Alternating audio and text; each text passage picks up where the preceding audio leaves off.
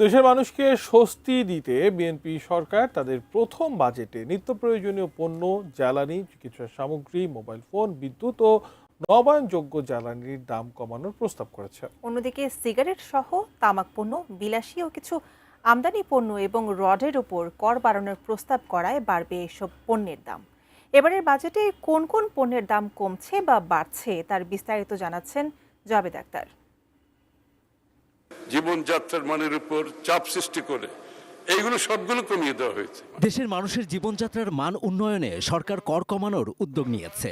ধান, চাল, গম, আলু, পেঁয়াজ, রসুন, গবাদি পশু, হাঁস মুরগি, মাছ, লবণ, চিনি ও ভোজ্য তেল সহ ৬০টি নিত্য প্রয়োজনীয় ও কৃষি পণ্যের উপর উৎসে করের হার কমিয়ে মাত্র ০.৫% করার প্রস্তাব করেছে। এতে কমবে এসব পণ্যের দাম। এমনিতেই দেশে মূল্যস্ফীতি চলছে, তার মধ্যে তাদের উপর প্রেসার সৃষ্টি যাতে না হয় আমরা এই সিদ্ধান্ত নিয়েছি।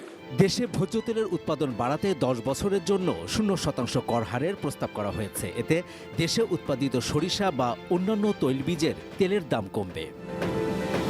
বিভিন্ন ধরনের শিশু খাদ্য, আমদানি করা মশলা ও খেজুরের দাম কমছে দেশীয় স্কিন কেয়ার ও বিউটি প্রোডাক্টসের দামও। দাম কমছে কিডনি ডায়ালাইসিস ফিল্টারের। ৫% আগাম কর প্রত্যাহারের প্রস্তাবের ফলে কিডনি ডায়ালাইসিসে খরচ প্রায় ৬০০ টাকা পর্যন্ত কমবে। হার্টের রিং এবং চোখের লেন্সের ওপর থাকা ১০% ভ্যাট প্রত্যাহার করার প্রস্তাবে এগুলোর দাম কমবে। স্থানীয়ভাবে মোবাইল ফোন উৎপাদনে ব্যবহৃত ২২টি কাঁচামালের ওপর উৎসে কর কমানো হচ্ছে। মোবাইলের সিমের ওপর ৩০০ টাকার কর বাতিল করা হচ্ছে, এতে কমবে সিমের দাম। সৌরবিদ্যুতের যন্ত্রপাতির দাম কমানো হচ্ছে। পরিবেশ বান্ধব electric charging station, electric bus ও ইলেকট্রিক ট্রাকের দাম কমতে পারে। ইলেকট্রিক গাড়ির নিবন্ধনে আগাম আয়কর অর্ধেক করে ১ লাখ টাকা নির্ধারণ করা হচ্ছে। স্থানীয়ভাবে ইলেকট্রিক গাড়ি ও ই বাইক উৎপাদন শিল্পকেও কর রেয়াত সুবিধা দেওয়া হচ্ছে। স্বর্ণ ও স্বর্ণালংকার সরবরাহে ৫% উৎসে কর কমিয়ে ০.৫% করার প্রস্তাব করা হয়েছে। এতে জুয়েলারি সেবার ক্ষেত্রে ৫% ভ্যাটের পরিবর্তে প্রতি ভরিতে ২৫০০ টাকা ঠিক করা হচ্ছে। এতে কমছে স্বর্ণালংকারের দাম। এছাড়া টেলিভিশন, ফ্রিজ ও কম্পিউটার সামগ্রী উৎপাদনে কর অব্যাহতি সুবিধা থাকছে।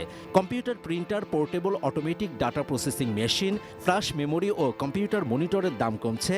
এটিএম কার্ড সহ সব ধরনের কার্ড তৈরির কাঁচামাল আমদানিতে প্রত্যাহার করা হচ্ছে ৫% আগাম কর। এর বাইরে আমদানিতে সম্পূরক শুল্ক প্রত্যাহারের ফলে বিভিন্ন বাদ্যযন্ত্র, সিনথেটিক ওভেন ফেব্রিক্স, ফ্লোট গ্লাসের দাম কমবে। সার ও কীটনাশকের ওপর ৭.৫% ভ্যাট ও কর প্রত্যাহার করায় কমবে দাম।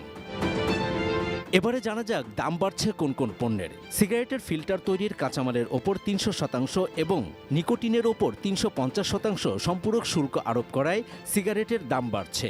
উচ্চ স্তরের ১০ শলাকার সিগারেটের প্যাকেটের দাম ১৮৫ টাকা থেকে বাড়িয়ে করা হচ্ছে ২১০ টাকা। একই সঙ্গে নিকোটিন পাউচেরও দাম বাড়ছে। দেশে উৎপাদিত অ্যালকোহলের উপর লিটার প্রতি ৫০০ টাকা ভ্যাট আরোপ করা হচ্ছে, তাই বাড়ছে দেশীয় মদের দাম। দেশে মাইল্ড স্টিল, এমএস এবং এ জাতীয় পণ্যের উৎপাদন পর্যায়ে সুনির্দিষ্ট কর ও ভ্যাট ১০% বাড়ানোয় রডের দাম বাড়বে। চিংড়ি সহ হিমায়িত মাছ আমদানির ওপর ১৫% ভ্যাট আরোপ করা হচ্ছে, এতে এসব মাছের দাম বাড়ছে। আমদানিতে শুল্কহার ২০% বাড়ানোয় বাড়ছে কাজু বাদামের দাম। সব মিলিয়ে নিম্ন ও মধ্যবিত্তের আয়ের মানুষের জন্য এবারের বাজেটে স্বস্তি রেখেছে বিএনপি সরকার। বিগত বছরগুলোতে দ্রব্যমূল্যের লাগামহীন ঊর্ধ্বগতিতে জনজীবনে যে নাবিশ্বাস উঠেছিল, আশা করি জনজীবনে স্বস্তি আনবে। জাবেদ আখতার, এটিএন নিউজ, ঢাকা।